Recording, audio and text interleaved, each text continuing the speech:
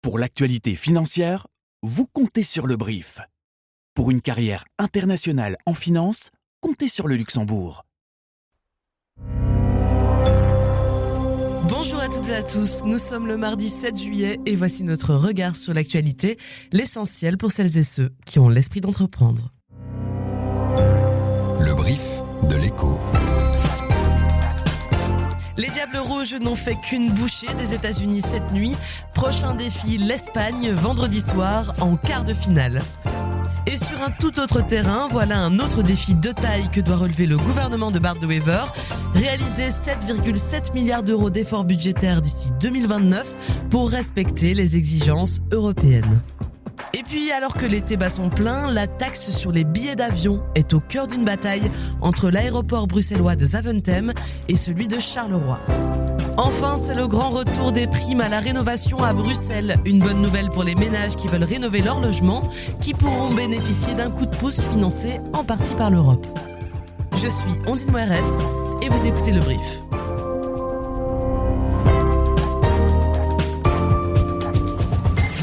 Le brief. Cette info dès 7h. Incroyable! La Belgique va battre les États-Unis sur cette terre. 4-1. Que dis-je? Nous sommes sur nos terres ici à Seattle, messieurs les Américains. Ce quart de finale, c'est fini, on y est! On y est! Quart de finale de Coupe du Monde. Merci Amadou, merci Romelu, merci les Diables. Ils ont été grands ce soir, véritablement, dans ce match référent. Je ne sais pas vous, mais moi je ne m'en lasse pas. La Belgique est en quart de finale. Les Diables Rouges ont mené d'une main de maître leur match contre les États-Unis à Seattle. Match qui vient d'ailleurs de se finir, à l'heure où j'enregistre ce brief. Et j'entendais encore la joie des supporters dans la rue en arrivant. Et croyez-moi, ça fait plaisir. Avec un beau score de 1-4, nos Diables n'ont pas tremblé devant leur adversaire américain qui jouait à domicile. Une victoire d'autant plus savoureuse après le scandale qui a secoué la planète foot hier. La FIFA avait levé la suspension du joueur américain Folarin Balogun après un coup de pression de Donald Trump. Mais la présence sur le terrain du meilleur buteur de l'équipe américaine n'a pas suffi. Les Belges affronteront l'Espagne à Los Angeles ce vendredi à 21h heure belge. Allez, on passe aux choses sérieuses maintenant parce qu'il va falloir faire encore plus d'économies que prévu. On s'en doutait déjà et le dernier rapport du comité de monitoring de la dette le confirme. Si on veut rester dans les clous européens, il va falloir trouver 7,7 milliards d'euros d'économies d'ici 2029. C'est 50% de plus que ce qui était encore prévu au printemps, les 5 milliards d'économies du dernier rapport en mars. Mais depuis, le conflit en Iran est passé par là, ses conséquences économiques aussi. Pauline de Glume, bonjour. Bonjour Ondine. Tu as décortiqué le rapport du comité de monitoring. Alors dis-nous, qu'est-ce qu'il en ressort ? Il en ressort que malgré, on le sait, plusieurs mesures déjà prises, parfois difficiles par l'Arizona pour tenter de garder son budget sous contrôle, le déficit de l'État fédéral il continue de s'aggraver. C'est ce que montrent les projections. Donc, de 25,6 milliards d'euros cette année, on atteindrait 38,2 milliards d'euros de déficit à la fin de la législature en 2029. Ça, c'est dû notamment à l'aggravation du déficit primaire et à une augmentation continue des charges d'intérêt de la dette. Et ça nous amène à ce fameux chiffre, les 7,7 milliards d'euros. Et ça, c'est vraiment un effort minimal. C'est l'assainissement qu'on doit faire pour rester dans les clous de l'Europe, pour respecter la fameuse norme européenne de dépenses.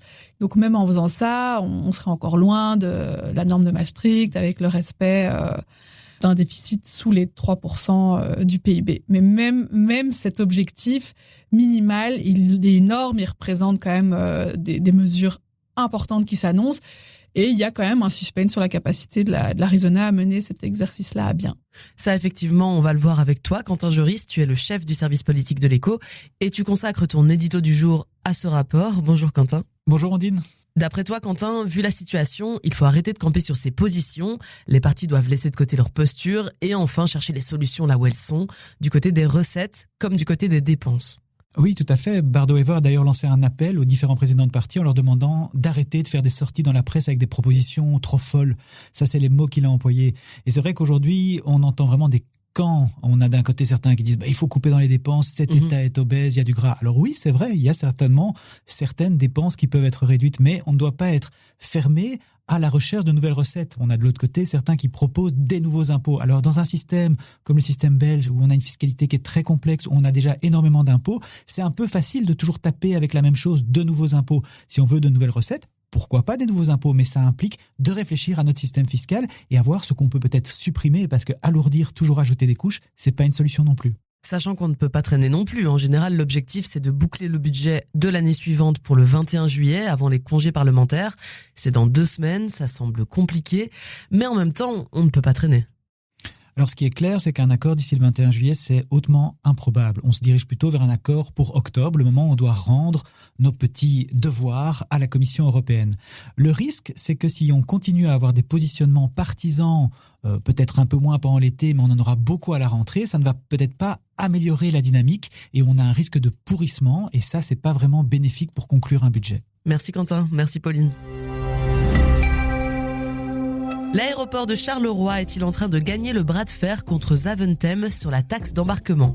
Sous la pression du gouvernement wallon, lui-même mis sous pression par Ryanair, le fédéral a promis de revoir la taxe dans le courant du mois.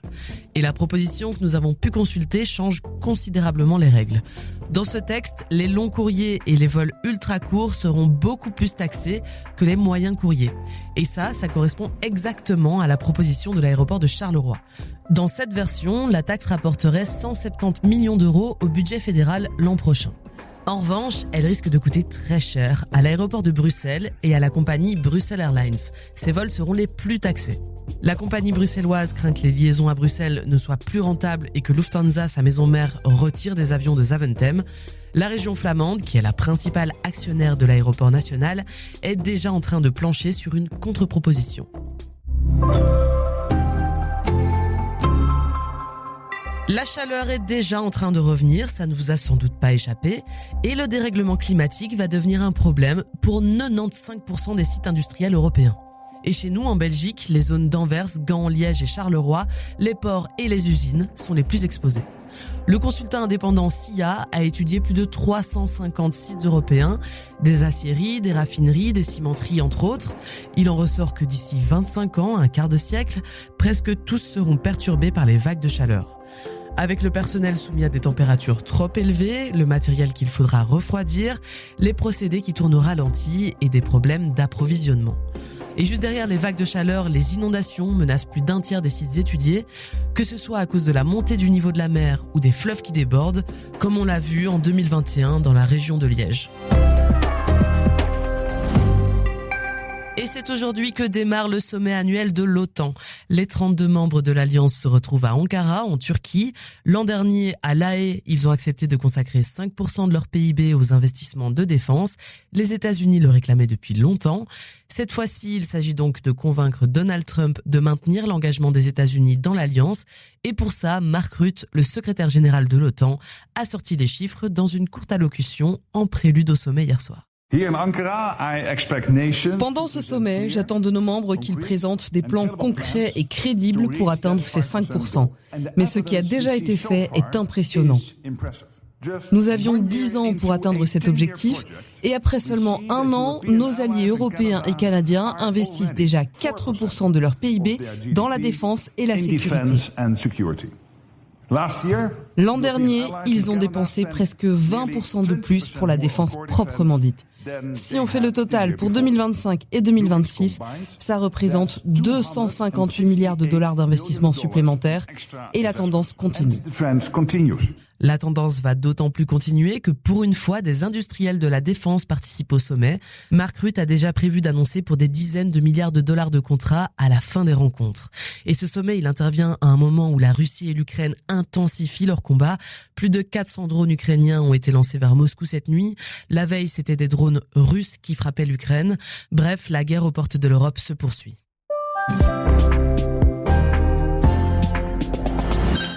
La course à pied fait de plus en plus d'adeptes, vous en faites peut-être même comme moi partie. Alors vous connaissez peut-être aussi la chaîne de magasins de running belge Trax. Eh bien, elle va être rachetée par le français iRun. Le propriétaire et passionné Christophe Thomas avait déjà tenté de vendre l'enseigne l'an dernier. Pour lui, le marché du running est porteur, mais chez nous, il est arrivé à saturation. Finalement, après un contact pendant l'Ultra Trail du Mont Blanc l'an dernier, Trax et Iron ont trouvé un terrain d'entente et des objectifs communs. Christophe Thomas, cofondateur des magasins Trax, nous partage ce que représente ce rachat pour lui. Pour moi, ça représente le fait en fait de pouvoir vraiment continuer à travailler selon notre ADN de départ, qui a toujours été avec une approche très très holistique, donc en comprenant du coaching, des conférences, c'est vraiment une expertise et une pratique très très appuyée de tout notre staff au niveau de la course à pied, du trail et de la randonnée, mais en pouvant la développer à plus de points de vente et surtout à terme vers le Luxembourg et les Pays-Bas. Après une période compliquée pendant la pandémie de Covid, le sport est revenu plus fort.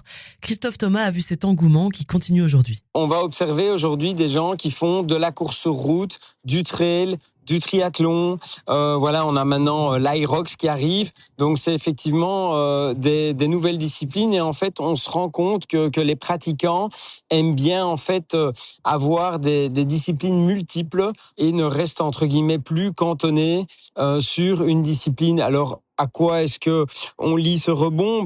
Moi j'ose espérer qu'on le lie en partie à une prise de conscience par rapport à tous les bienfaits du sport. Actuellement, Trax compte 6 magasins en Belgique qui vont donc rejoindre un réseau plus grand d'une 30aine de magasins français. Les primes bruxelloises à la rénovation vont faire leur grand retour. Suspendues fin 2024 pour toute une série de raisons que je ne vais pas détailler ici, l'absence de majorité avait ensuite empêché de revoir le mécanisme et de garantir le paiement de nouvelles primes. Cette fois-ci, la capitale a trouvé une solution. Utiliser le plan climat européen pour mobiliser des fonds de l'Union européenne et remettre en place des primes pour rénover les logements bruxellois. Grâce à ce mécanisme, Bruxelles compte récupérer 226 millions d'euros sur 6 ans. L'argent permettra aux ménages modestes de rénover leur logement via des aides régionales et des prêts à taux zéro. Il permettra aussi de proposer des prêts à taux réduit pour soutenir les micro-entreprises qui ont du mal à financer leurs travaux de rénovation énergétique. Et puis, une partie de l'enveloppe servira à rénover les logements sociaux. Et puis, une réunion aura lieu ce midi pour déterminer si le futur musée Canal peut toujours ouvrir fin novembre à Bruxelles. Après l'incendie qui a touché une partie du toit hier en fin de journée, vous avez peut-être vu les images impressionnantes de nuages noirs de fumée. Alors personne n'a été blessé et les œuvres ne sont pas encore sur le site, mais il va falloir évaluer les dégâts. Les pompiers ont déjà confirmé l'origine accidentelle du feu. Des experts évalueront les dommages sur la structure dans la journée. Merci à Julie Vilquet qui a préparé ce brief et surtout merci à toutes et à tous de nous écouter chaque jour. Je vous dis à demain pour un nouveau condensé de l'actualité économique. Allez, salut et encore, allez les diables.